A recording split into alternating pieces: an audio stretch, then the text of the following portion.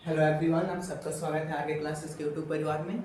इससे पहले की क्लास में हम लोग सीखे थे बायोलॉजी का इंट्रोडक्शन चल रहा था, जिसमें बताया गया था बायोलॉजी क्या होता है। यहाँ पास बोर्ड पे लिखा हुआ पिछली क्लास का, यहाँ पास हम पीडीएफ निकाल दिए हैं और इसी से थोड़ा बहुत रिवाइज करवा देते हैं। पिछली क्लास में हम लोग क्या पढ़े थे? सबसे पहले पढ़े थे बायोलॉजी का इंट्रोडक्शन। बायोलॉजी में पढ़े थे बायोलॉजी दो भाषाओं से मिलकर बना होता है, बायोस और लोगोस। बायोस का मतलब होता है लिविंग और लोगोस का अर्थ होता है टू स्टडी। मतलब बायोलॉजी विज्ञान की वह शाखा होता है जिसके अंतर्गत लिविंग के बारे में अध्ययन किया जाता है, कोई सजीव के बारे में अध्ययन किया जाता है। अब प्रश्न उठता है कि सजीव क्या होता है? तो सजीव बताए थे कि सजीव वैसे जीव को बोलते हैं जिनका शरीर जो है कोशिकाओं से बना होता है, और जिनका शरीर कोशिकाओं से नहीं बना होता उसे नॉन लिविंग बोलते हैं। एग्जाम्पल के लिए नॉन लिविंग का शरीर फिर किससे बना हुआ रहेगा? तो बताया गया था कि नॉन लिविंग का जो शरीर है वो एटम से बना होता है, परमाणु से बना होता है, और लिविंग का शरीर जो है कोशिकाओं से बना होता है। पिछली क्लास में हम लोग सीखे थे। और बायोलॉजी के पिता अरस्तु को कहा जाता है। बायोलॉजी को दो पार्ट में अध्ययन किए थे, पहला zoology and second botany. Zoology जंतुओं का अध्ययन कहलाता है, बॉटनी वनस्पति का अध्ययन। और जूलॉजी के पिता जो है अरस्तु को बोलते हैं, और बॉटनी के पिता थियोफ्रेस्टस को कहा जाता है। अब एक यहाँ पास वर्ड आया था, एक ऐसा जीव आया था जिसका नाम था वायरस। वायरस बताया गया था कि वायरस जो है ये सजीव होता है या निर्जीव? तो बताया था वायरस कोशिकाओं से नहीं बना होता है, इसलिए इसे निर्जीव के कैटेगरी के अंतर्गत रखते हैं। लेकिन ये किसी सजीव के शरीर के भीतर प्रवेश करता है तो एक सजीव की तरह व्यवहार करने लगता है, एक लिविंग की तरह व्यवहार करता है।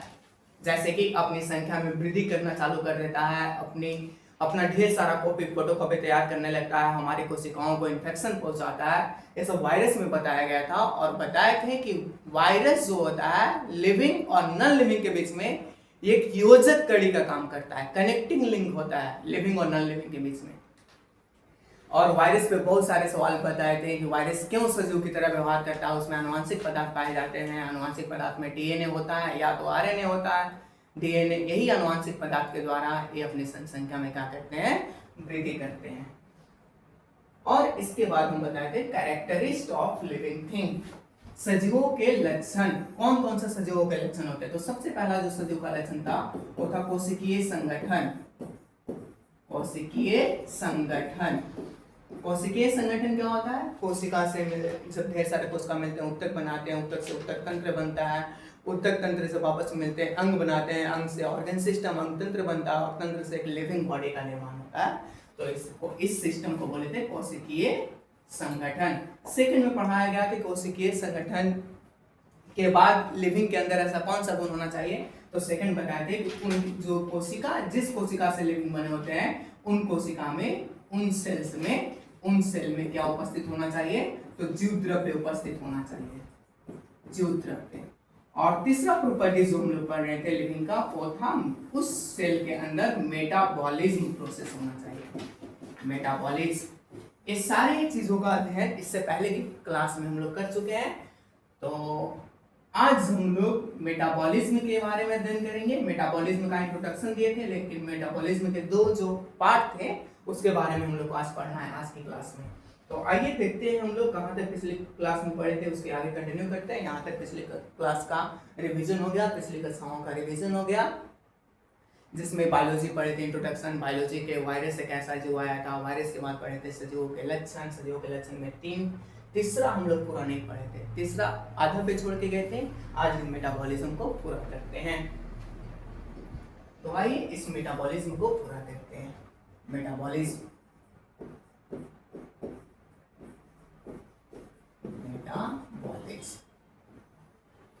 बताए थे कि किसी लिविंग बॉडी के अंदर मेटाबॉलिज्म प्रोसेस क्या होता है? कोई भी लिविंग बॉडी है, इस लिविंग बॉडी के अंदर प्रतिदिन पर डे सेल में जितनी भी जैविक क्रियाएं संपन्न होती है, सेल में जितनी भी जैविक क्रियाएं होती है, केमिकल रिएक्शंस होते हैं, उन सारी क्रियाओं को एक साथ, इन सारे केमिकल रिएक्शन को एक साथ हम लोग क्या कहते हैं? मेटाबॉलिज्म। इन सारे क्रियाओं को एक साथ मेटाबॉलिज्म कहा जाता है, मेटाबॉलिज्म। और इस मेटाबॉलिज्म को दो पार्ट में हम लोग बांटे थे। सबसे फर्स्ट का नाम था एनाबॉलिज्म, एनाबॉलिज्म। और सेकेंड जो पार्ट हम लोग पढ़े थे उसका नाम था कैटाबॉलिज्म। कैटाबॉलिज्म। तो आज की क्लास का स्टार्ट यहीं से होता है। इससे पहले की क्लास में हम लोग इतना सीख चुके थे डिटेल में। आज की क्लास का स्टार्ट एनाबॉलिज्म और कैटाबॉलिज्म से होता है। क्या होता है एनाबॉलिज्म और क्या होता है कैटाबॉलिज्म, इसको आसान भाषा में एकदम समझाते हैं। क्या होता है एनाबॉलिज्म? जब हमारे शरीर के भीतर छोटे छोटे अणु जब आपस में मिलकर एक जटिल अणु का निर्माण करते हैं, एक जटिल कॉम्प्लेक्स कंपाउंड बनाते हैं, तो इस प्रोसेस को कहा जाता है एनाबॉलिज्म। क्या एनाबॉलिज्म क्या होता है? फिर से, जब शरीर के अंदर सरल अणु या छोटे छोटे अणु, बायोलॉजी में छोटे छोटे अणु को सरल अणु बोलते हैं, ये जब सरल अणु जब आपस में मिलते हैं तो जटिल अणु का निर्माण करते हैं, एक कॉम्प्लेक्स कंपाउंड बनाते हैं, जटिल अणु बनाते हैं। इस प्रोसेस को एनाबॉलिज्म कहा जाता है। इस प्रक्रिया को एनाबॉलिज्म कहते हैं। छोटे छोटे अणु जब आपस में मिलते हैं तो जटिल अणु बनाते हैं, इस प्रोसेस को एनाबॉलिज्म बोलते हैं। बोलना है, जहां बैठे वहीं बैठ के बोलना है इसको, एनाबॉलिज्म क्या होता है।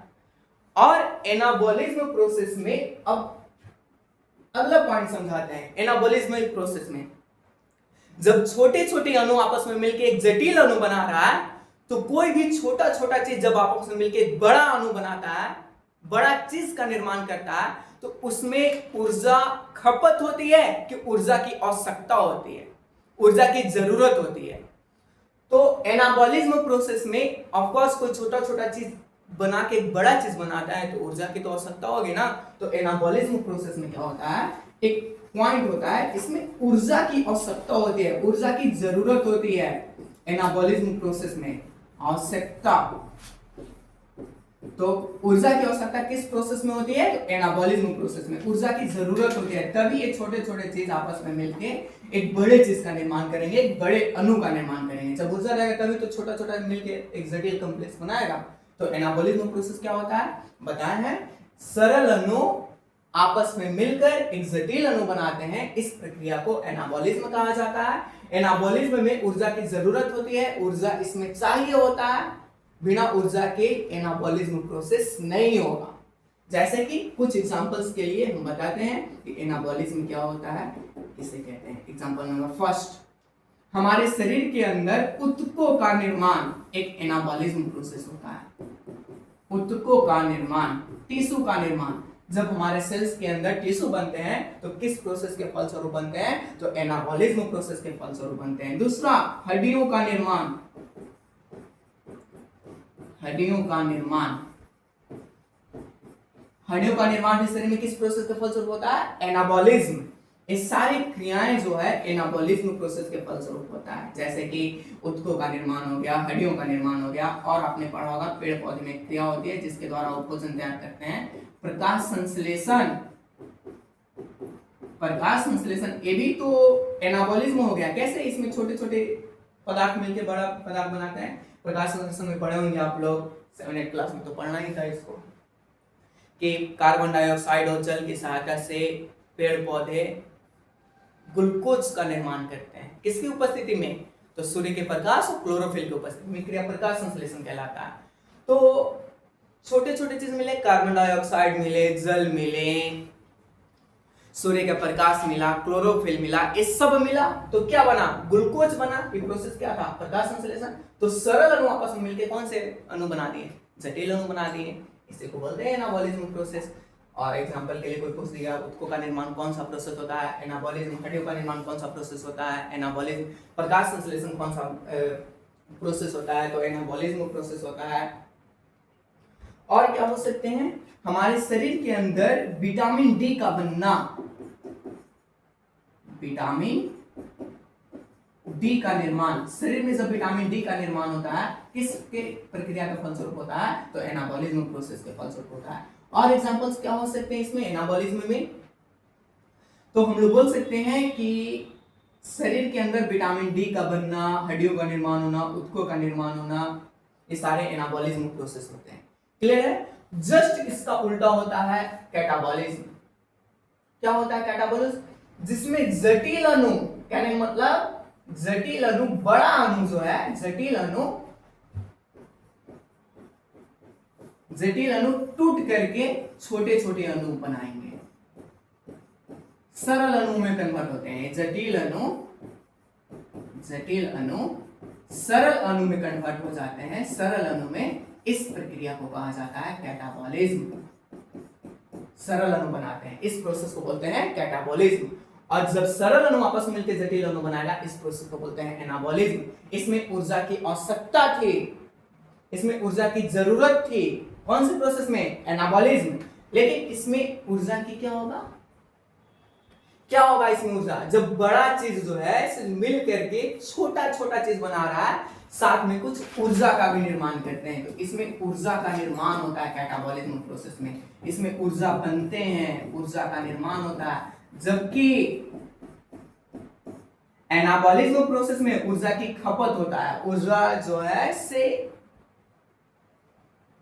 क्या बोलते हैं, एनाबॉलिज्म प्रोसेस में ऊर्जा जो है इसकी जरूरत होती है, वहां ऊर्जा की खपत होता है। लेकिन एनाबॉलिज्म प्रोसेस के फलस्वरूप ऊर्जा का निर्माण होता है, ऊर्जा बनते हैं शरीर के अंदर। एग्जांपल्स के लिए क्या हो जाएंगे इसमें, तो हमारे शरीर के अंदर पाचन में क्या होता है, हम लोग बड़े बड़े चावल रोटी के टुकड़ा बड़े बड़े खाते हैं, जब डाइजेस्ट होता है तो छोटा छोटा चीज कन्वर्ट हो जाता है, यही है कैटाबॉलिज्म। और जब पाचन करते हैं, बड़े चीज छोटी चीज में कन्वर्ट होते हैं, तो खाना खाने के बाद ऊर्जा मिलता है कि नहीं मिलता है? मिलता है ऊर्जा। तो पाचन जो हो गया एक प्रकार का कौन सा प्रोसेस होता है? कैटाबॉलिज्म प्रोसेस होता है। और कौन सा प्रोसेस? श्वसन में भी ग्लूकोज टूटता है, ग्लूकोज का ऑक्सीकरण होता है, जिसके फलस्वरूप एटीपी के रूप में ऊर्जा का प्राप्ति होता है। ग्लूकोज का ऑक्सीकरण होता है श्वसन के फलस्वरूप। जब ग्लूकोज का ऑक्सीकरण होता है तो ग्लूकोज टूटता है एटीपी के रूप में। तो अभी तो बताया टूटना, एक जटिल अणु का सरल अणु में टूटना, तो श्वसन के फलस्वरूप ग्लूकोज एक जटिल अणु होता है जो सरल अणु एटीपी के रूप में टूटता है और हम लोग को क्या देता है? ऊर्जा देता है। इसमें ऊर्जा का निर्माण होता है, उसे कैटाबॉलिज्म प्रोसेस कहते हैं। पाचन क्या होता है? बड़े कण को, भोजन के बड़े कण छोटे कण में कन्वर्ट होते हैं। भोजन के बड़े कण छोटे कण में बदल जाते हैं, छोटे कण में परिवर्तित होते हैं, तो इस क्रिया को पाचन कहते हैं। भोजन खाते हैं, कितना बड़ा बड़ा चावल रोटी का टुकड़ा तो बड़ा ही रहता है, पाचन होता है तो छोटे छोटे कन्वर्ट हो जाता है। तो ये जटिल अणु सरल अणु में बदले तो क्या बना? ऊर्जा का निर्माण हुआ, जैसे कि पाचन, श्वसन, इसमें ग्लूकोज का ऑक्सीकरण हुआ और ग्लूकोज के ऑक्सीकरण के फलस्वरूप एटीपी के रूप में हमें ऊर्जा की प्राप्ति हुई। और इसमें एग्जांपल लिख सकते हैं उत्सर्जन। उत्सर्जन क्या होता है? उत्सर्जन हमारे शरीर के अंदर बेकार पदार्थ जब बाहर आता है तो इस क्रिया को उत्सर्जन बोलते हैं। जैसे कि एग्जांपल में हम लोग के शरीर से पसीना बाहर आ रहा है, मूत्र बाहर आता है, ये सारे उत्सर्जन के एग्जांपल होते हैं। ठीक है, तो उत्सर्जन एक प्रकार का कौन सा प्रोसेस होता है? कैटाबॉलिज्म प्रोसेस होता है। तो यहां तक किसी को दिक्कत नहीं होगा। एनाबॉलिज्म और कैटाबॉलिज्म में, एनाबॉलिज्म में सरल अणु जटिल अणु में कन्वर्ट होते हैं, जस्ट इसका उल्टा होता है। क्या बोले? एनाबॉलिज्म में सरल अणु जटिल अणु में कन्वर्ट होता है और कैटाबॉलिज्म में जटिल अणु सरल अणु में कन्वर्ट होते हैं। एनाबॉलिज्म में ऊर्जा की आवश्यकता होती है, जबकि कैटाबॉलिज्म में ऊर्जा का निर्माण होता है। इसमें कुछ एग्जांपल लिखा गया है, ऊतकों का निर्माण, हड्डियों का निर्माण, प्रकाश संश्लेषण, विटामिन डी का बनना, ये सारे एनाबॉलिज्म प्रोसेस होते हैं। कैटाबॉलिज्म प्रोसेस का एग्जांपल है पाचन, श्वसन, उत्सर्जन, ये सारे कैटाबॉलिज्म प्रोसेस होते हैं। और एक पॉइंट यहाँ पास हम लिख सकते हैं कि एनाबॉलिज्म प्रोसेस के दौरान हमारे शरीर के अंदर, हमारे शरीर में ऊतकों और मांसपेशियों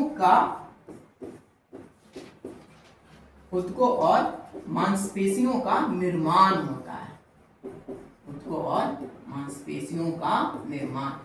और मांसपेशियों का निर्माण शरीर के अंदर किस प्रोसेस के फलस्वरूप होता है? तो एनाबॉलिज्म प्रोसेस के फलस्वरूप होता है। हमारे शरीर में पाचन कौन सी क्रिया होती है? तो कैटाबॉलिज्म होता है। श्वसन कौन सी क्रिया होता है? कैटाबॉलिज्म। उत्सर्जन कौन सी क्रिया होता है? कैटाबॉलिज्म प्रोसेस होता है। किसी को दिक्कत नहीं होना चाहिए मेटाबॉलिज्म और एनाबॉलिज्म और कैटाबॉलिज्म। क्लियर है यहां तक सबको? अब आगे हम चलते हैं। कैरेक्टरिस्ट नंबर 21 था, सजीवों के कैरेक्टरिस्ट नंबर 3 हो गया। अब हम लोग सजीवों के कैरेक्टरिस्ट नंबर पढ़ने वाले हैं 4, जिसमें ऐसा क्या चौथा पॉइंट होगा जिसमें सजीवों को सजीव कहा जाएगा, सजीवों को सजीव बोलेंगे हम लोग। तो सबसे चौथा पॉइंट जो आता है सजीवों को सजीव बोलने का, सजीवों के लक्षण का जो फोर्थ पॉइंट होता है, उसमें पोषण की क्रिया होनी चाहिए। पोषण, न्यूट्रिशन होना चाहिए उस शरीर के अंदर। न्यूट्रिशन क्या होता है? पोषण किसे कहते हैं? पोषण। न्यूट्रिशन क्या होता है तो समझाते हैं। सबसे एक लाइन में समझ लेना, न्यूट्रिशन का मतलब होता है ऊर्जा की प्राप्ति। ऊर्जा की प्राप्ति, ऊर्जा की प्राप्ति ही क्या कहलाता है? पोषण कहलाता है। एक लाइन में याद रखना, किसी भी चीज से अगर हम लोग को ऊर्जा मिलता है तो वो ऊर्जा की प्राप्ति क्या कहलाता है? पोषण कहलाता है। अब सवाल उठता है यहाँ पास कि ऊर्जा की प्राप्ति क्यों जरूरत है ऊर्जा को हम लोग के लिए? तो हम लोग सभी लोग जानते हैं, जब हम लोग छोटे बच्चे जन्म ले लिए थे तो उस समय जो है हम लोग का शरीर का हाथ पैर कोशिकाएं सब छोटी छोटी होती है, लेकिन जैसे ही हम लोग बढ़ते हैं तो हमारे शरीर का हाथ पैर भी बढ़ता है ना। तो इसलिए तो पोषण चाहिए, इसलिए तो ऊर्जा की प्राप्ति के लिए। तो ऊर्जा की प्राप्ति क्यों? अब क्यों किसी को ऊर्जा की प्राप्ति की जरूरत होती है? तो सजीव के शरीर की वृद्धि विकास के लिए ऊर्जा चाहिए होता है। सजीवों के शरीर की वृद्धि विकास, सजीवों के शरीर की जब वृद्धि विकास करते हैं तो इसीलिए तो ऊर्जा चाहिए होता है। सजीव के शरीर की वृद्धि विकास के लिए, सजीव के शरीर की वृद्धि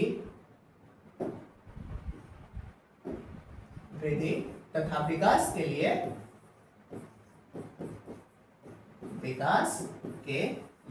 सजीव के शरीर की वृद्धि तथा विकास के लिए ऊर्जा की प्राप्ति ही क्या कहलाता है? पोषण कहलाता है, न्यूट्रिशन कहलाता है। सबसे पहले हम बताएं न्यूट्रिशन क्या होता है, तो एक लाइन में याद रखना, न्यूट्रिशन का मतलब होता है ऊर्जा की प्राप्ति। अब ऊर्जा की प्राप्ति क्यों?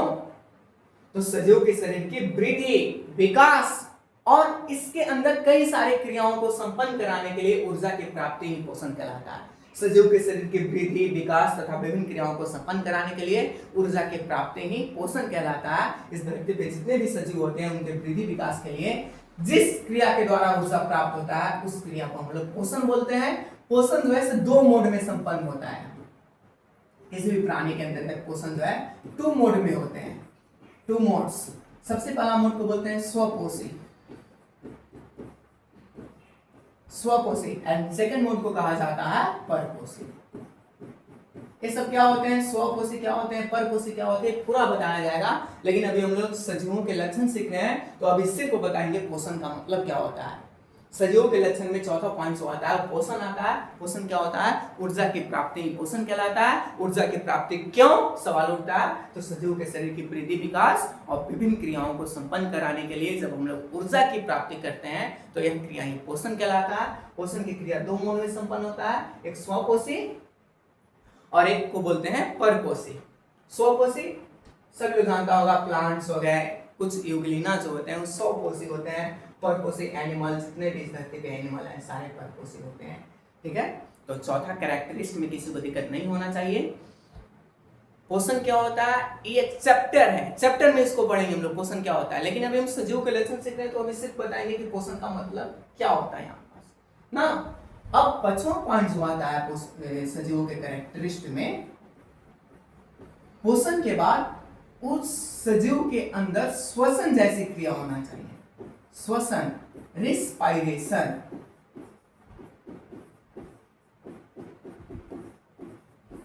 उस सजीवों में श्वसन जैसी क्रिया संपन्न होना चाहिए। सबसे पहले क्या पढ़े थे? कोशिकीय संगठन होना चाहिए। दूसरा क्या पढ़े थे? उनके कोशिका में जीव द्रव्य उपस्थित होना चाहिए। तीसरा क्या पढ़े थे? उनकी कोशिकाओं में मेटाबॉलिज्म प्रोसेस होना चाहिए। चौथा पढ़े हैं उस शरीर के अंदर, उस सजीव के शरीर के अंदर पोषण की क्रिया संपन्न होना चाहिए। और 5वां जो हम लोग पढ़ने वाले हैं उस सजीव के अंदर कौन सी क्रिया संपन्न होना चाहिए? श्वसन। कौन सी क्रिया संपन्न होना चाहिए? श्वसन। आइए हम लोग श्वसन को समझते हैं। श्वसन क्या होता है, किसे कहते हैं? पोषण में किसी को दिक्कत नहीं होगा यहां तक? श्वसन समझते हैं, श्वसन क्या होता है। तो क्या सांस लेना और छोड़ना श्वसन है? नहीं, सांस लेना और छोड़ना श्वसन नहीं होता है। श्वसन का डेफिनेशन कुछ और होता है जिसको हम यहाँ पास बताने वाले हैं कि श्वसन का डेफिनेशन क्या होता है। सबसे पहले हमारे वातावरण में क्या पाए जाते हैं? वायु। वायु में विभिन्न प्रकार के गैसेस रहते हैं, जैसे कि ऑक्सीजन हो गया। कोई ऑक्सीजन कितना परसेंट रहता है? 21%। और क्या रहता है हमारे वायुमंडल में? नाइट्रोजन कम से कम कितना परसेंट? 78% रहता है। और क्या रहते हैं? कार्बन डाइऑक्साइड 0.03% पाए जाते हैं हमारे वायुमंडल में। तथा कुछ अन्य गैसें भी होते हैं, अन्य गैसें पाए जाते हैं। श्वसन को समझते हैं, श्वसन क्या होता है? तो हम लोग समझ रहे हैं श्वसन क्या होता है। वायु जो होता है विभिन्न सारे गैसों का मिश्रण होता है। हम लोग श्वसन के सांस लेते हैं तो डायरेक्ट ऑक्सीजन थोड़ी ना शरीर के अंदर जाता है वायु। वायु में विभिन्न प्रकार के गैस, जैसे कि ऑक्सीजन हो गया 21% नाइट्रोजन हो गया 28%, कार्बन डाइऑक्साइड हो गया 0.03% तथा अन्य गैसें हो गए, इससे अन्य गैसें पाए जाते हैं। ठीक है, ये वायु जो है श्वसन क्रिया के दौरान नासिका छिद्र के माध्यम से, नासिका छिद्र के माध्यम से सबसे पहले ये वायु जो है नासिका छिद्र में प्रवेश करता है। वायु कहाँ आया है? नासिका छिद्र के अंदर। ये नासिका छिद्र के बाद जाते हैं ट्रैकिया में। ट्रैकिया, अब ट्रैकिया में जाने के बाद ये जाते हैं ब्रोंकस। ब्रोंकस, उसके बाद ये वायु प्रवेश करते हैं ब्रोंकियोल्स। ब्रोंकियोल्स, ब्रोंकियोल्स, ब्रोंकियोल्स में ब्रोंकियोल्स को वायु प्रकोष्ठ या एल्वियोलाई भी कहा जाता है। सबसे पहले वायु जो है नासा छिद्र के माध्यम से, वायु ये कौन जा रहा है? वायु, सिर्फ ऑक्सीजन नहीं जा रहा है, जा रहा है वायु। वायु नासा छिद्र, नासा छिद्र के बाद ट्रैकिया, ट्रैकिया के बाद वायु जो है से पहुंच गया ब्रोंकस, ब्रोंकस के बाद पहुंच गया ब्रोंकियोल्स। और ब्रोंकियोल्स फेफड़ा के अंदर पूरा पार्ट होता है ब्रोंकियोल्स। ठीक है, अब ये ब्रोंकियोल्स में सब वायु पहुंचा। ब्रोंकियोल्स करने का मतलब कहां आ गया वायु हुआ? फेफड़ा की दीवार में आ गया। फेफड़ा की दीवार, या सिर्फ फेफड़ा लिखते हैं, हम चलेगा यहाँ पास। ब्रोंकियोल्स होता है फेफड़ा के अंदर होता है। तो वायु सबसे पहले नासा छिद्र, ट्रैकिया, ट्रैकिया के बाद ब्रोंकस, ब्रोंकस के बाद ब्रोंकियोल्स, ब्रोंकियोल्स में फेफड़ा, और फेफड़ा में हमारा रहता है ब्लड, रक्त। सॉरी, फेफड़ा जो है 21% जो ऑक्सीजन आया है वायु के द्वारा, फेफड़ा क्या करता है? इस 21% ऑक्सीजन को, फेफड़ा जो है इस 21% में से ऑक्सीजन को मात्र 4 से 5% ऑक्सीजन को फेफड़ा अपने अंदर रख लेता है। ब्रोंकियोल्स की सहायता से फेफड़ा जो है 4 से 5% ऑक्सीजन को यहां से मिलाकर हमारा रक्त में ट्रांसफर कर देता है, रक्त ब्लड में भेज देता है। तो ब्रोंकियोल्स जो है फेफड़ा के अंदर का पार्ट होता है। फेफड़ा में जो 21% ऑक्सीजन आया है, इस 21% ऑक्सीजन में से 4 से 5% ऑक्सीजन फेफड़ा के अंदर रह जाते हैं, और फेफड़ा के अंदर रहकर ये ऑक्सीजन से मिलके कहां चल जाते हैं? रक्त में मौजूद हो जाते हैं, रक्त में चले जाते हैं ऑक्सीजन। और रक्त में जाने के बाद ये ऑक्सीजन हमारे शरीर के ऑर्गन तक पहुंचते हैं, अंग तक। और अंग में जाने के बाद ये ऑक्सीजन जो है से हमारे ऑक्सीजन अंग से होते हुए ऑक्सीजन जो है टिश्यू तक जाता है, ऊतक तक जाता है। और ऊतक के बाद ये ऑक्सीजन जो है, ऊतक के बाद ऑक्सीजन पहुंचता है कोशिकाओं तक। ऊतक के बाद ऑक्सीजन आ गया है कोशिका तक।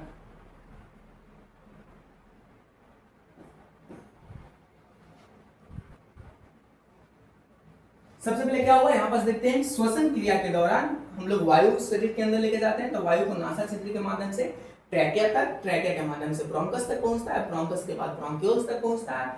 अभी वायु पहुंच रहा है, सिर्फ ऑक्सीजन नहीं पहुंच रहा है, वायु में कई सारे गैसेस वो सब जा रहे हैं शरीर के अंदर, जैसे कि ऑक्सीजन हो गया, नाइट्रोजन हो गया, कार्बन डाइऑक्साइड, अन्य गैसेस सब शरीर के अंदर पहुंचते हैं। जब शरीर के अंदर पहुंचते हैं तो फेफड़ा में जाकर के ऑक्सीजन ब्रोंकियोल्स की सहायता से ऑक्सीजन से मिल जाता, ऑक्सीजन जो है ब्रोंकियोल्स की सहायता से रक्त से मिल जाता है, रक्त।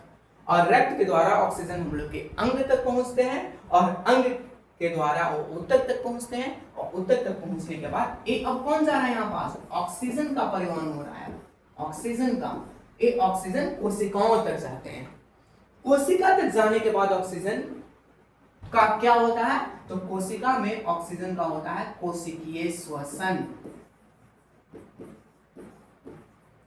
कोशिकीय श्वसन।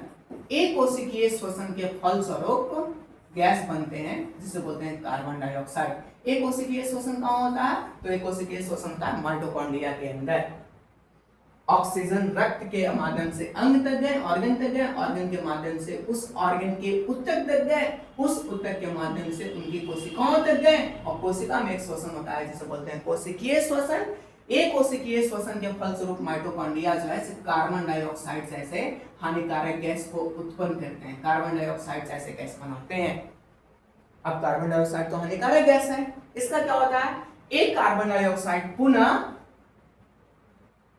कोशिका से ऊतक तक आ जाते हैं, कार्बन डाइऑक्साइड ऊतक से आ जाते हैं अंग तक, और अंग से पुनः पहुंचते हैं रक्त तक, और रक्त के माध्यम से हमारा फेफड़ा या एल्वियोलाई तक पहुंचता है, ऐसे रक्त पहुंचता है, सॉरी कार्बन डाइऑक्साइड गैस पहुंचता है।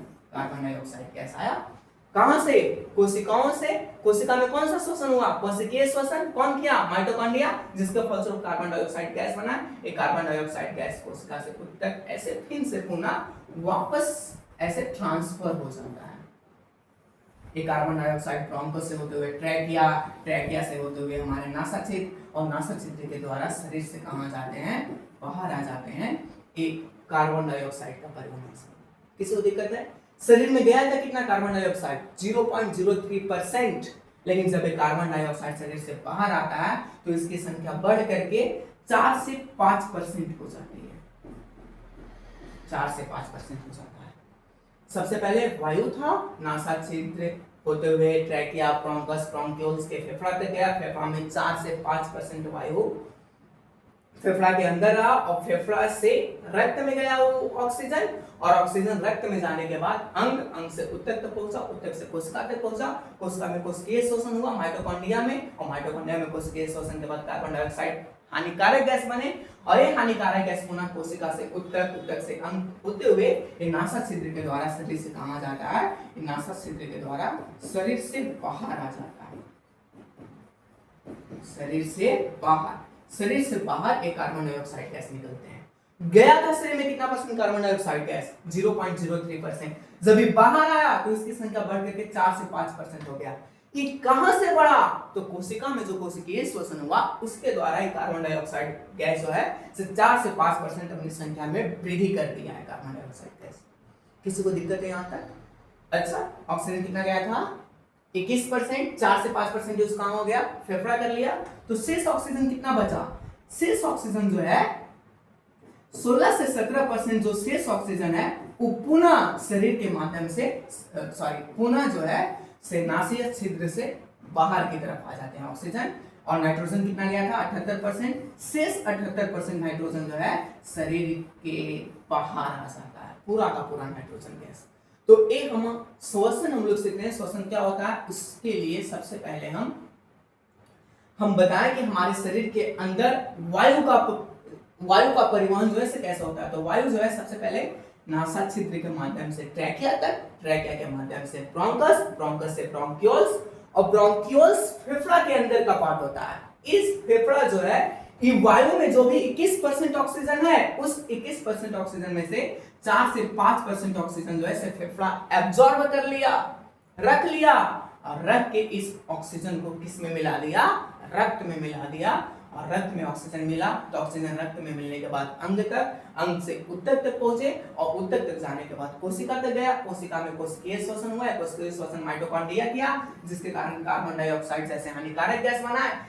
एक पुनः कार्बन डाइऑक्साइड जैसे हानिकारक गैस ब्लड में मिल करके ऊतक, अंग, रक्त, ये रक्त के द्वारा पुनः शरीर से बाहर आ जाते हैं नासिका छिद्र के माध्यम से।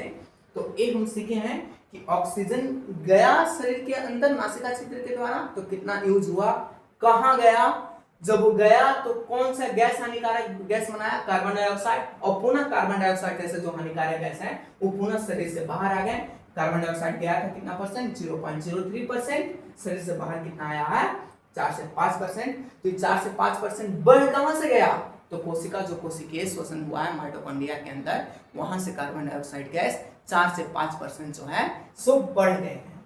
किसी को यहां तक दिक्कत हुआ नहीं ना? तो अब श्वसन का आसान डेफिनेशन समझ लेते हैं। क्या होता है श्वसन का आसान डेफिनेशन?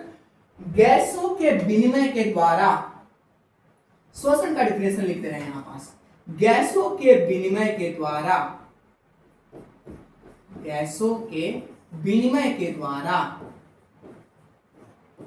विनिमय के द्वारा ऊर्जा का निर्माण, ऊर्जा का निर्माण ही श्वसन कहलाता है। एक लाइन में एकदम याद रखना। कैसे भैया गैसों के विनिमय कैसे? तो गैस देखिए गया था, वायु, नाइट्रोजन, कार्बन डाइऑक्साइड ये सब गए, लेकिन सिर्फ कौन अंदर गया फेफड़ा की दीवार तक? ऑक्सीजन। ऑक्सीजन फेफड़ा के एल्वियोलाई जो है, फेफड़ा में एल्वियोलाई, वो रक्त में मिला दिया ऑक्सीजन को, और रक्त के द्वारा ऑक्सीजन कोशिका तक गया और कोशिका में कोशिकीय श्वसन हुआ। तो कार्बन डाइऑक्साइड गैस मैंने माइटोकॉन्ड्रिया कोशिकीय श्वसन किया और कार्बन डाइऑक्साइड गैस पुनः शरीर से कहां आ गए, बाहर। और जब कोशिका में कोशिकीय श्वसन होता है तो इसके फलस्वरूप बनता है ऊर्जा। कोशिकीय श्वसन के फलस्वरूप क्या बनते हैं, ऊर्जा। और जब एक ऊर्जा बना तो किसके द्वारा बना, तो गैसों के विनिमय के द्वारा ही ऊर्जा बना। ग्लूकोज का जो ऑक्सीकरण हुआ, वो ऑक्सीजन गया तभी तो हुआ ग्लूकोज का ऑक्सीकरण। ऑक्सीजन जाता ही नहीं तो ग्लूकोज का ऑक्सीकरण कहां से होता? तो ग्लूकोज का ऑक्सीकरण ऑक्सीजन के द्वारा हुआ, जिसके फलस्वरूप ऊर्जा हमें एटीपी के रूप में प्राप्त हुआ है। एटीपी, एडिनोसिन ट्राइफॉस्फेट के रूप में ऊर्जा हमें प्राप्त हुआ है। तो श्वसन का डेफिनेशन क्या होता है? एक आसान भाषा में एक लाइन में एकदम श्वसन का डेफिनेशन समझ लेते हैं। गैसों के विनिमय के द्वारा ऊर्जा का निर्माण ही श्वसन कहलाता है, ऊर्जा की प्राप्ति ही श्वसन कहलाता है। किसी को भी दिक्कत नहीं होना चाहिए। यहां से कई सारे सवाल एग्जाम में आ सकते हैं। नासिका छिद्र से कितना परसेंट ऑक्सीजन गया था? 21। जब नासिका छिद्र, ऐसा थोड़ी ऑक्सीजन लेके ऐसे खाली रहते हैं, तुरंत बाहर भी तो निकालते हैं। तो तुरंत बाहर निकाले तो ऑक्सीजन कितना परसेंट तुरंत बाहर निकल जाता है? 16 से 17% बाहर निकल जाता है। शेष का क्या होता है? तो 4 से 5% जो शेष रहता है वो फेफड़ा से रक्त में मिल जाता है और रक्त से कोशिका तक जाता है। अब कार्बन डाइऑक्साइड गया था कितना परसेंट? 0.03%। वापस कितना आया? तो 4 से 5%। ये कहां से बढ़ गया? तो कोशिका में कोशिकीय श्वसन के द्वारा कार्बन डाइऑक्साइड गैस बढ़ गए, ज्यादा बन गया, इसलिए कार्बन डाइऑक्साइड गैस शरीर से बाहर आ सकता है। किसी को भी दिक्कत यहां तक नहीं होना चाहिए। आशा करते हैं यहां तक नहीं दिक्कत होगा। तो श्वसन का डेफिनेशन क्या हो गया? गैसों के विनिमय के द्वारा ऊर्जा की प्राप्ति क्या कहलाता है? श्वसन कहलाता है। ऊर्जा का निर्माण ही श्वसन कहलाता है। ये एक आसान भाषा में इसका डेफिनेशन हुआ। अब समझते हैं श्वसन का रियल डेफिनेशन क्या होता है, जो किताब में लिखा हुआ रहता है। श्वसन का डेफिनेशन, श्वसन सबको समझ में आया होगा। अब समझते हैं श्वसन का अगला डेफिनेशन। श्वसन, रिस्पायरेशन, रिस्पायरेशन। इससे पहले हम पोषण का डेफिनेशन बता रहे थे। सबको पता है पोषण का डेफिनेशन? ऊर्जा की प्राप्ति ही पोषण कहलाता है। क्या बताया गया था? अब सवाल उठा था ऊर्जा की प्राप्ति ही पोषण कहलाता है। तो ऊर्जा की प्राप्ति क्यों? तो सजीव के शरीर की वृद्धि, विकास तथा विभिन्न क्रियाओं को संपन्न कराने के लिए ऊर्जा की प्राप्ति होती है। और ऊर्जा की प्राप्ति क्या कहलाता है? पोषण। क्यों? इस तरह से बताया गया था ऊर्जा की प्राप्ति क्यों? क्योंकि सजीव के शरीर का वृद्धि होना चाहिए, विकास होना चाहिए, सजीव के शरीर के अंदर अनेक सारे क्रियाएं संपन्न होना चाहिए। वो सारी क्रिया को करने के लिए हमें ऊर्जा की आवश्यकता होती है। जब वो ऊर्जा की पूर्ति करते हैं तो वो क्रियाएं श्वसन कहलाता है। किसी को दिक्कत यहाँ पे? सॉरी, श्वसन ही पोषण कहलाता है। अब आते हैं श्वसन के डेफिनेशन। पोषण वाला डेफिनेशन से ही श्वसन का डेफिनेशन बना लेना। पोषण का डेफिनेशन था कि सजीव के शरीर की वृद्धि, विकास तथा विभिन्न क्रियाओं को संपन्न कराने के लिए ऊर्जा की प्राप्ति पोषण कहलाता है। लेकिन अब इसमें डेफिनेशन चेंज हो जाता है श्वसन में थोड़ा सा। सजीव के शरीर की वृद्धि, विकास तथा विभिन्न क्रियाओं को संपन्न कराने के लिए अनवरत ऊर्जा की आवश्यकता होती है, मतलब ढेर सारा ऊर्जा की आवश्यकता होती है। और यह ऊर्जा हमें कहां से मिलता है? तो यह ऊर्जा भोजन के ऑक्सीकरण के फलस्वरूप, भोजन के ऑक्सीकरण के फलस्वरूप एंजाइम की मदद से, किसकी मदद से? एंजाइम की मदद से, एंजाइम की मदद से एटीपी के रूप में प्राप्त होता है। एटीपी, 3 वर्ड याद रखना है यहां पास, एटीपी के रूप में प्राप्त होता है, एटीपी के रूप में प्राप्त होता है। तो इस क्रिया को श्वसन कहते हैं। नहीं आया समझ? फिर से एक बार बोल देते हैं। सजीव के शरीर की वृद्धि, विकास तथा सजीव के शरीर के अंदर विभिन्न सारे जो क्रियाएं हो रही है उसे संपन्न कराने के लिए, सजीव के शरीर की वृद्धि, विकास तथा विभिन्न क्रियाओं को संपन्न कराने के लिए अनवरत ऊर्जा की आवश्यकता होती है, ऊर्जा की आवश्यकता होती है। और ऊर्जा जो है, यह ऊर्जा हमें कहां से मिलता है? और यह ऊर्जा भोजन के ऑक्सीकरण के फलस्वरूप एंजाइम की मदद से एटीपी के रूप में प्राप्त होता है। तो इन तीनों को जब आपस में क्रिया होता है तो इससे सम्मिलित रूप से क्या कहा जाता है? श्वसन। इसे सम्मिलित रूप से बोलते हैं रिस्पायरेशन, श्वसन बोलते हैं। तो श्वसन का एक डेफिनेशन पीछे हम बताए हैं, यहाँ पास देख सकते हैं आप लोग, कितना अच्छा से श्वसन का डेफिनेशन बताया गया। ऑक्सीजन हमारे शरीर के अंदर वायु गया, वायु जाने के बाद ब्रोंक्यूल्स तक पहुंचता है। ये वायु 21% गया है, लेकिन फेफड़ा इसका 4 से 5% यूज करता है और उससे 16% को शरीर से कहां निकाल लेता है? बाहर। और फेफड़ा 4 से 5% यूज किया और ये फेफड़ा रक्त के द्वारा कहां तक पहुंचा देता है? कोशिका तक। कोशिका में होता है कोशिकीय श्वसन और माइटोकॉन्ड्रिया करता है, कार्बन डाइऑक्साइड गैस बनाते हैं और ये कार्बन डाइऑक्साइड गैस पुनः नासिका छिद्र के माध्यम से शरीर से बाहर आता है। लेकिन जब ये कार्बन डाइऑक्साइड गया था तो कितना था? 0.03। जब ये बाहर आया तो कितना बाहर आया? 16 से 17% कार्बन डाइऑक्साइड गैस बाहर आया है। तो इस क्रिया के द्वारा जब कोशिकीय श्वसन हुआ तो बना ऊर्जा। तो गैसों के विनिमय के द्वारा जब ऊर्जा का निर्माण होता है यह क्रिया श्वसन कहलाता है, एक लाइन में। एंड नेक्स्ट जो इसका डेफिनेशन बताएं, सजीव के शरीर की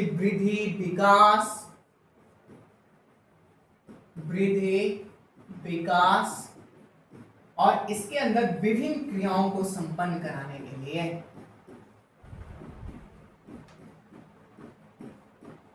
विभिन्न क्रियाओं को संपन्न कराने के लिए ऊर्जा की आवश्यकता होती है। और यह ऊर्जा में कहां से मिलता है? भोजन के ऑक्सीकरण से, एंजाइम की मदद से एटीपी के रूप में प्राप्त होता है। क्रिया श्वसन कहलाता है। बात करता हूं, गैसों के विनिमय के द्वारा ऊर्जा का निर्माण श्वसन कहलाता है, एक लाइन में। या सजीव के शरीर की वृद्धि, विकास तथा विभिन्न क्रियाओं को संपन्न कराने के लिए अनवरत ऊर्जा की आवश्यकता होती है। और यह ऊर्जा हमें कहां से मिलता है? भोजन के ऑक्सीकरण के फलस्वरूप एंजाइम की मदद से एटीपी के रूप में प्राप्त होता है। यह क्रिया कहलाता है श्वसन। किसी को दिक्कत नहीं होना चाहिए यहाँ तक। अब हम श्वसन के बाद एक एवं कैरेक्टरिस्टिक था सजीवों का हम लोग देख लेते हैं। इस सजीवों का 5वां कैरेक्टरिस्टिक था, सजीवों का 5वां। एंड सजीवों का जो 6ठा कैरेक्टरिस्टिक होगा वो होता है सजीवों का 6 ना, सजीवों का जो 6ठा कैरेक्टरिस्टिक होता है उसे बोलते हैं उत्सर्जन। एक्सप्रेशन का उत्सर्जन। उत्सर्जन क्या होता है? जैसे पीछे बताया कि हम लोग के शरीर के अंदर ढेर सारे जैविक रिएक्शंस होते हैं, जैविक क्रियाएं होती है, केमिकल रिएक्शन होते हैं। जैसे कि कोई ए और बी पदार्थ है जो आपस में केमिकल रिएक्शन किया और सी और डी उपयोगी पदार्थ बनाया। सी और डी क्या, कौन सा पदार्थ बनाया है? उपयोगी, मतलब जिसका शरीर उपयोग किया है, उपयोगी पदार्थ। और कुछ ऐसे पदार्थ बनते हैं, मान लीजिए कि ई बना, ई जो बना है, ए बना है हानिकारक पदार्थ, हानिकारक पदार्थ। उत्सर्जन क्या होता है समझा रहे हैं। हमारे सेल के अंदर ढेर सारे केमिकल रिएक्शन होते हैं। मान लीजिए कोई केमिकल रिएक्शन हुआ ए और बी, जब एक केमिकल रिएक्शन हुआ तो हमारे शरीर में पदार्थ बना CD प्लस में A। C और D जो बना है उपयोगी पदार्थ बना है, और E जो बना है यह हानिकारक पदार्थ बना है। तो उपयोगी पदार्थ का तो हमारा कोशिका उपयोग करेगा, लेकिन हानिकारक पदार्थ को कोशिका तो उपयोग करने वाला नहीं है। हानिकारक पदार्थ को कोशिका क्या करता है, उपयोग नहीं करता, इसे शरीर से बाहर निकाल देता है। तो हमारे शरीर में बनने वाले हानिकारक पदार्थ को बाहर निकालना ही उत्सर्जन कहलाता है। ये जितने भी पढ़ाए हम टॉपिक, पोषण, श्वसन, उत्सर्जन, इसका एक डिटेल क्लास आएगा, पूरा एक चैप्टर का नाम है। लेकिन अभी हम सजीवों के कैरेक्टरिस्टिक्स पढ़ रहे हैं तो थोड़ा थोड़ा इसके बारे में इंट्रोडक्शन दे रहे हैं क्या होता है। तो पोषण क्लियर है, श्वसन क्लियर है, उत्सर्जन क्या होता है। हमारे शरीर की कोशिका में या शरीर के अंदर ढेर सारे केमिकल रिएक्शन होते हैं। मान लीजिए कोई केमिकल रिएक्शन हो रहा है A और B, इस केमिकल रिएक्शन के फलस्वरूप पदार्थ बने हैं CDE।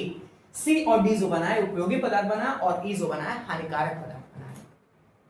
तो उपयोगी पदार्थ को हमारे कोशिका क्या करेगा, उपयोगी पदार्थ का कोशिका जो है उपयोग कर लेगा। लेकिन हानिकारक पदार्थ जो बना है, हानिकारक पदार्थ जो कोशिका बना है, कोशिका जो है इसका उपयोग नहीं करता है। कोशिका क्या करेगा, इस हानिकारक पदार्थ को कोशिका शरीर से बाहर निकाल देगा। इस हानिकारक पदार्थ को कोशिका क्या करेगा, शरीर से बाहर निकाल देगा, शरीर से बाहर। तो हमारे शरीर में कौन सी क्रिया होता है, उत्सर्जन। अभी पीछे पढ़ा है कैटाबॉलिज्म। कैटाबॉलिज्म, तो शरीर में कैटाबॉलिज्म प्रोसेस के फलस्वरूप बनने वाले हानिकारक पदार्थ को जब कोशिका शरीर से बाहर निकाल देता है, इस क्रिया को बोलते हैं उत्सर्जन। जैसे कि शरीर में अभी एक एग्जांपल पीछे लिए है यहाँ पास, देखिए शरीर के अंदर एक प्रोसेस हुआ था जिसके फलस्वरूप ऊर्जा बना था और एक गैस बने थे कार्बन डाइऑक्साइड। एक गैस हानिकारक था, तो इस कार्बन डाइऑक्साइड गैस को, हानिकारक गैस को हमारा कोशिका क्या किया था, पुनः नासिका छिद्र के माध्यम से कार्बन डाइऑक्साइड गैस को बाहर निकाला था। क्योंकि इसका उपयोग नहीं है तो यह क्रिया क्या कहलाएगा, उत्सर्जन कहलाएगा।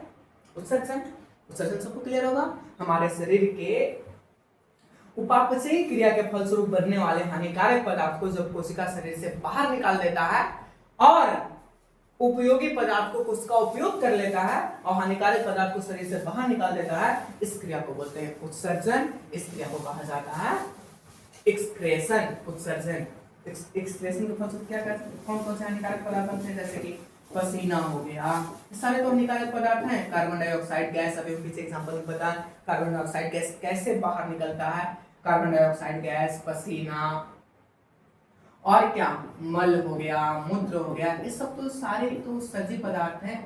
ये सारे हानिकारक पदार्थ होते हैं जिसे हमारे कोशिका जो है शरीर से कहाँ निकाल देता है, बाहर निकाल देता है। उत्सर्जन समझ गए होंगे। जब शरीर में रिएक्शन के फलस्वरूप कुछ उपयोगी पदार्थ बनते हैं और कुछ हानिकारक पदार्थ को कोशिकाओं द्वारा शरीर से बाहर निकाल देना ही उत्सर्जन कहलाता है। यह हानिकारक पदार्थ क्या क्या बन सकते हैं, तो हो सकता है पसीना, कार्बन डाइऑक्साइड गैस, मल हो, मूत्र हो, सारे शरीर से बाहर निकल जाते हैं। ये हमारा कहलाता है उत्सर्जन। सजीव के कैरेक्टरिस्टिक का छठा कैरेक्टरिस्टिक हम लोग सीखे हैं उत्सर्जन। अब जो अगला कैरेक्टरिस्टिक होता है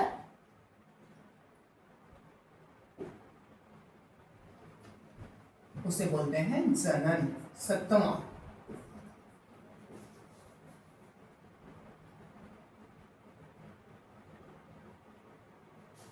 जनन से पहले एक और कैरेक्टरिस्टिक बताएंगे जिसको बोलते हैं परिवहन। परिवहन, सर्कुलेटरी सिस्टम परिवहन तंत्र का निर्माण होता है। ट्रांसपोर्ट भी बोल सकते हैं, परिवहन, सॉरी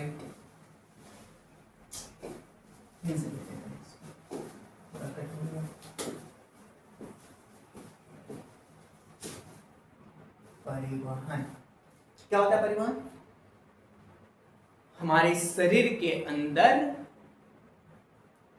रासायनिक प्रक्रिया के फलस्वरूप या अभिक्रिया के फलस्वरूप जितने भी हानिकारक पदार्थ और जितने भी लाभकारी पदार्थ बन रहे हैं वो परिवहन होके, वो ट्रांसफर होके एक जगह से दूसरे जगह तक जाते हैं। अब मान लीजिए कि अगर ऊर्जा माइटोकॉन्ड्रिया बनाए तो ऊर्जा सिर्फ माइटोकॉन्ड्रिया को थोड़ी चाहिए, पूरे ऑर्गन को चाहिए, पूरे शरीर की कोशिकाओं को चाहिए। तो सारे जब वहां तक ट्रांसफर होता है, यह क्रिया ही कहलाता है परिवहन कहलाता है। परिवहन क्लियर सबको? उपयोगी पदार्थों को घुलित अवस्था में शरीर में एक जगह से दूसरे जगह पे जाना परिवहन कहलाता है। क्या हम बोले हैं? उपयोगी या हानिकारक पदार्थ। हो सकता है हानिकारक पदार्थ शरीर से बाहर आ जाए या उपयोगी पदार्थ शरीर के लिए उपयोगी हो जाए। उपयोगी तथा हानिकारक पदार्थ को सबसे पहले उपयोगी पदार्थ को लिखते हैं। उपयोगी पदार्थों को घुलित अवस्था में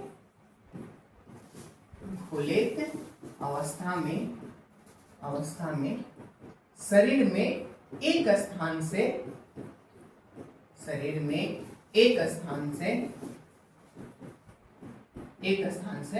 दूसरे स्थान तक